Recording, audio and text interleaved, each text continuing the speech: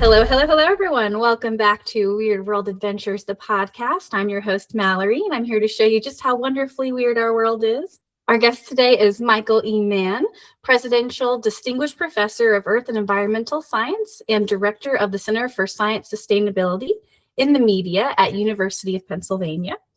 And his new book, Science Under Siege, co-authored with Peter Hotez, exposes how politically motivated forces undermine scientific truth and offers a roadmap for fighting back. Welcome, Michael. Thanks, Mallory. It's great to be with you.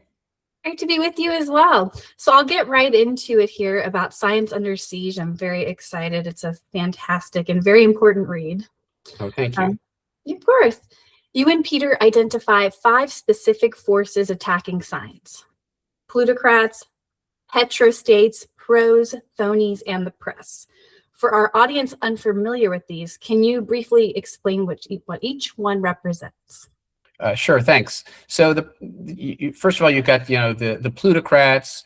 These are folks like Elon Musk and Rupert Murdoch and the Koch brothers, sort of wealthy billionaires who have basically used their media empires to promote anti-science, misinformation and disinformation about COVID-19, about climate change, and they sort of provide a lot of the funding and the support for this larger anti-science infrastructure that we're doing battle with. So then you've got the petrostates.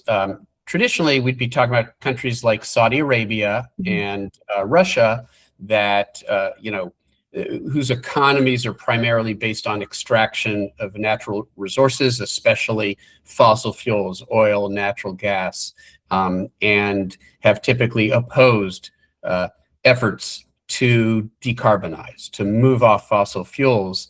But in fact, they've played a role in the larger sort of assault on science in general. So you've got the plutocrats, you've got the petrostates, you've got, I'll combine them, the pros, the professionals, that is, and the propagandists. These are the talking heads, often on conservative media, who promote the sort of anti-science talking points, who attack the science of climate change, dismiss climate change. They dismiss, the efficacy of vaccines. And some of them do it just because it's a way to get a large following. Others literally get compensated for doing that. They're sort of paid propagandists, if you will.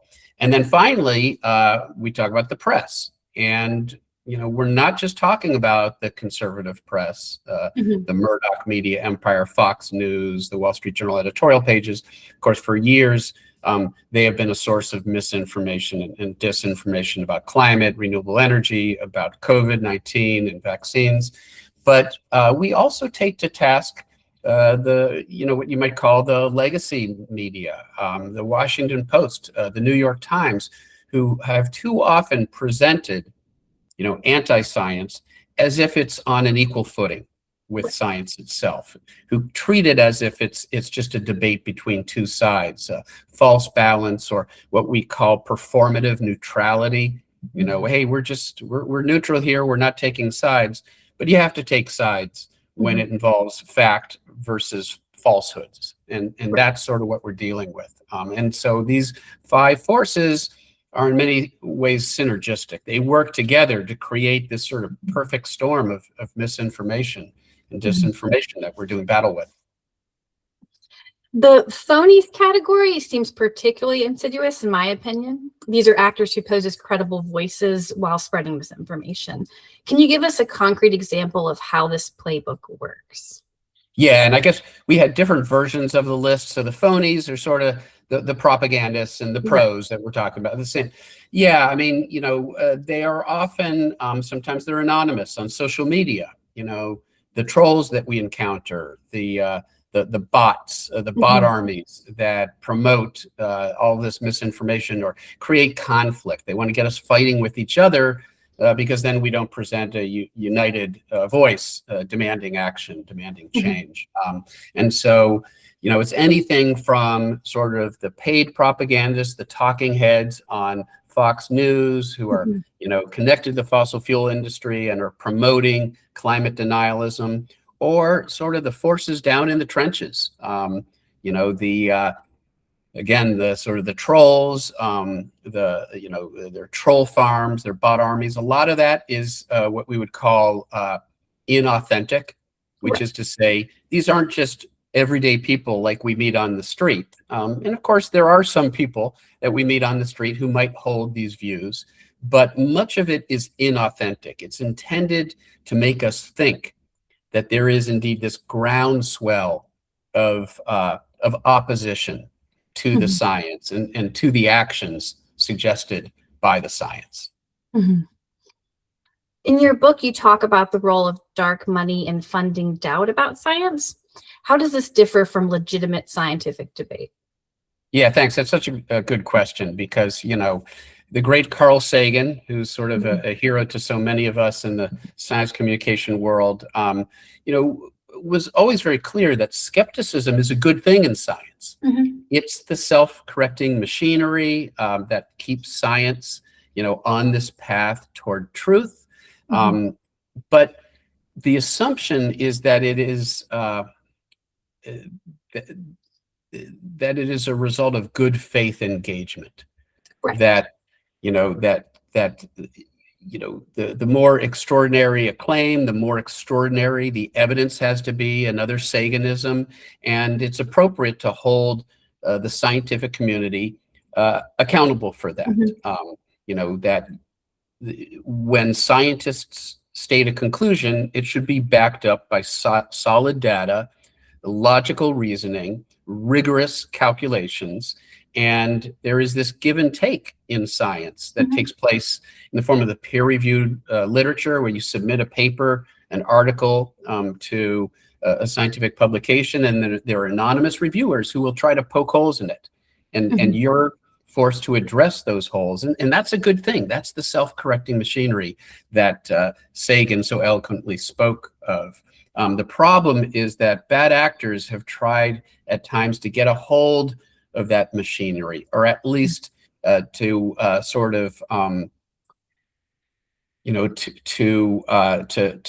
interfere with the gears of that machinery by attacking scientists in ad hominem ways. And as we speak right now, unfortunately, and I'm not sure when this episode will appear, but right now in the Senate Republicans are attacking Anthony Fauci and trying to discredit him because of their views of anti-vax views, and their views that public health scientists have been trying to fool the public into taking action to avert the COVID-19 catastrophe.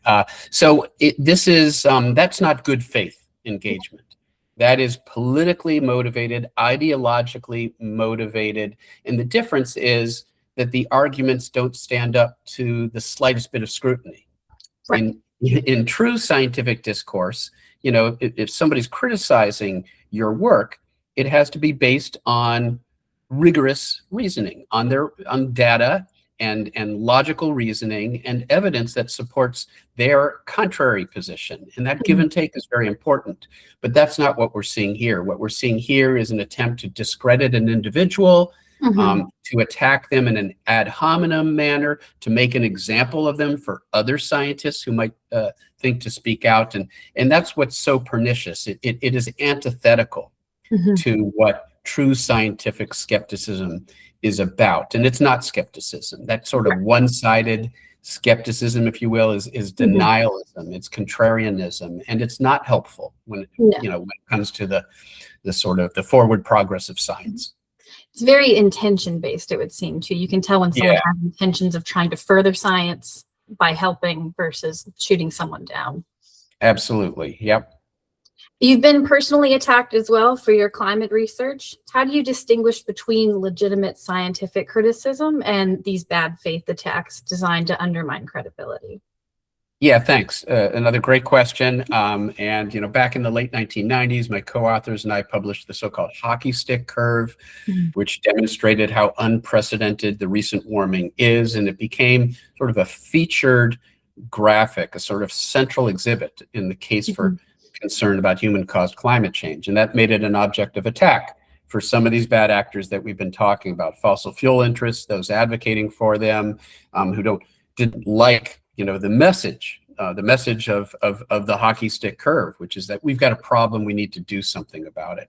We need to move away from fossil fuels towards clean energy. Well, that hurts their bottom line. That hurts the fossil fuel industry's bottom line. And so they used all of the tools and weapons available to them to try to attack and undermine confidence in the hockey stick, and often by going after me personally. And it at first, I have to say, it's very tough, right? Because nothing in your training as a scientist prepares you to do sort of battle in this bad faith environment where people are looking to discredit you, for, as you said, for intentional reasons, for ideological reasons, for political reasons, or financial reasons.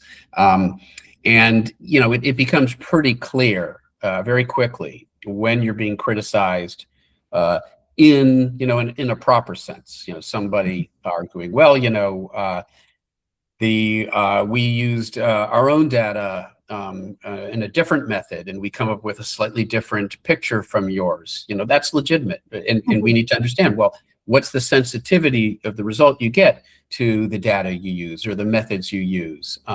What are the uncertainties, and how do we estimate them? And that's all fair game. And there was a lot of that sort of discussion. In the end, no leading scientific group came up with a picture that was substantially different from the picture that we came up with. But nonetheless, the give and take led to a refinement of methods, extensions further back in time. Now, some of these reconstructions go back not just 1,000 years as the hockey stick did, but tens of thousands of years, and far more sophisticated, using AI and machine learning tools that are plentiful now that weren't available, I hasten to say, nearly 3 decades ago when we began this research. So that's all, in the realm of honest, good faith science, and there was a fair amount of that. And I think in the end, it led to progress in the science. But then there were the attacks on the editorial pages of the Wall Street journals. There were accusations against me of fraud. That's not legitimate scientific discourse, and ultimately we litigated that in court, and they found that indeed it was, those accusations were libelous. So yeah, it's it's sort of like, it when you see it, I guess, is one answer, but it really does have a very different feel. It's ad hominem in nature. The accusations are personal, and they try to get at your integrity rather than, say, the choices you made or the methods that you used. Right. What's one thing that scientists themselves could do differently, or what can ordinary people do to counter the anti-science movement? But 2 great questions. I hope I can do justice to them. First of all, in terms of scientists, and this is something that I and other science communicators, I started out as a scientist. Now I'm very much in the science communication realm, and it's an interesting evolution, because as you go through that evolution, you start to think about all the things that you were doing wrong, until you really understood the difference between doing science and communicating it to the public.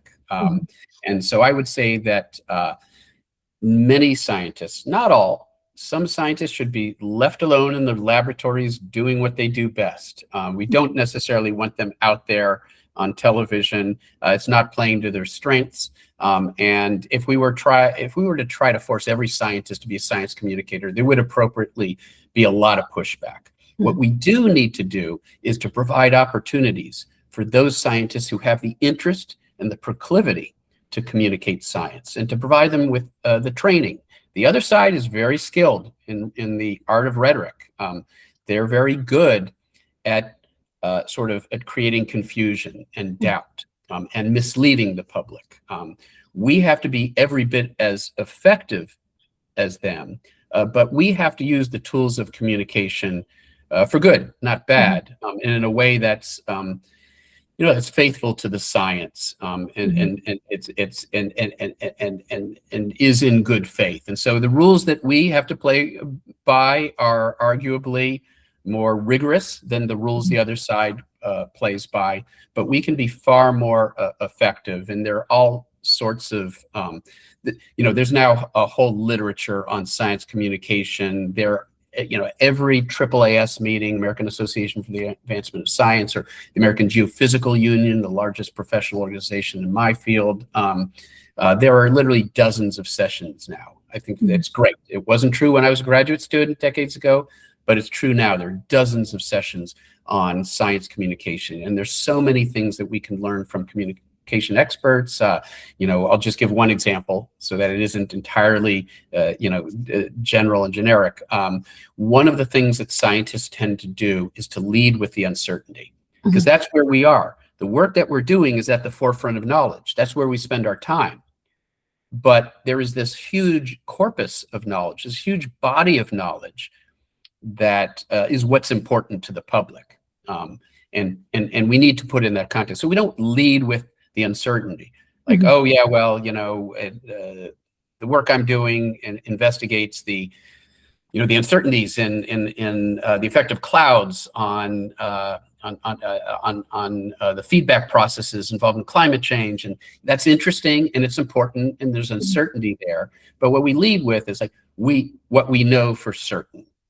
We know we're warming up the planet. We know it's due to an increase in greenhouse gas concentrations from fossil fuel burning and other human activities, and that it's having all these profound consequences. And yes, there are uncertainties in just how much warming we'll see and what the precise consequences will be. But those uncertainties are not a reason for complacency. If anything, they're a reason for even greater concern, because some of that uncertainty is not breaking in our favor, it's breaking against us. Some of these changes are taking place even faster than we predicted. So it's about the framing and communicating what we know and what the public really needs to know. And to the extent you have time, you can layer it in caveats and the precise consequences.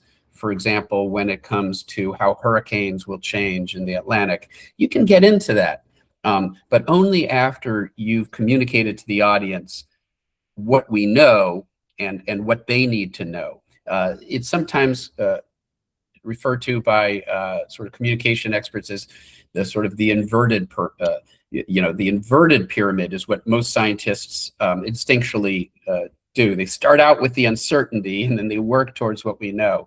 What we should be using is a regular pyramid, where we start out with the simple truths that people need to know, and then we can layer it in caveats to the extent that we have time to do so. Fantastic. And one last thing before we close up. If someone's listening right now and they're not sure whether to trust climate science or vaccines or some of those hot topic issues, what's your message for them? Oh, thanks, because that reminds me, I didn't get to the other part of your question, which is what everyday people can do. Absolutely, people can be involved in so many ways. Like I said, a lot of the battle right now takes place in social media, and you can be out there. Everybody now has a voice. It wasn't always like that. Not everybody got to write columns in the newspaper or appear on television, but everybody can participate in social media. So everybody's got a voice, and you should use it to help, within your own networks, make sure people understand, what the science says, whether it's climate change or whether it's these deadly pandemics and the need for vaccination. And you can make a difference using your voice, using your vote, voting for politicians who will support science-based policies rather than act as a rubber stamp for polluters. We get the politicians we vote for, and people, part of having a voice is through your vote, because there are all sorts of systemic changes that need to take place that we can't institute ourselves as individuals. Sure, in our everyday activities, we can try to minimize our environmental impact, our carbon footprint, et cetera.